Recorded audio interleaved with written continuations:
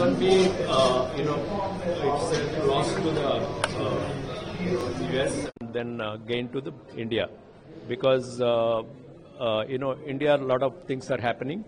So we'll have more startups, more companies, and all in cities like Bangalore, Hyderabad, and Gurgaon. All will benefit because of these startups and other things.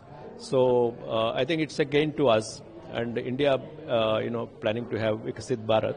So it will add to the Viksit Bharat, I think, if they stay back. Also, some other countries also, they can diversify, to go to the other countries also. Yeah. So, what is your comment on US-India trade talks? US-India tariff thing, we are doing a fourfold thing. One is the helping the industry, like textiles and others, with loans and interest rates, less interest rates and all. The second one is we are diversifying to other countries. Third is FTA, we are speeding up. Fourth, we are continuing the negotiations. So hopefully in the next 1 or 2 months, we'll have some the Commerce Ministry is doing the negotiations. Yeah.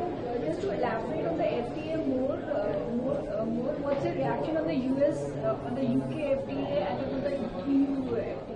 UK, I think we have very good FTA because both have reduced the tariffs.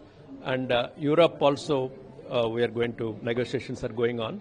And with some other countries, UAE and other countries also we are going to do. So with this, we are also speeding up things to, to have the more FTAs.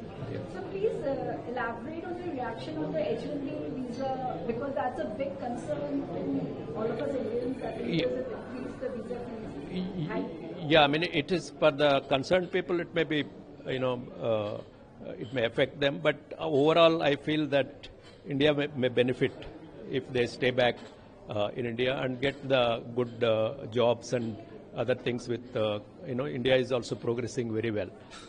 And then, of course, they will also diversify to other countries, they think.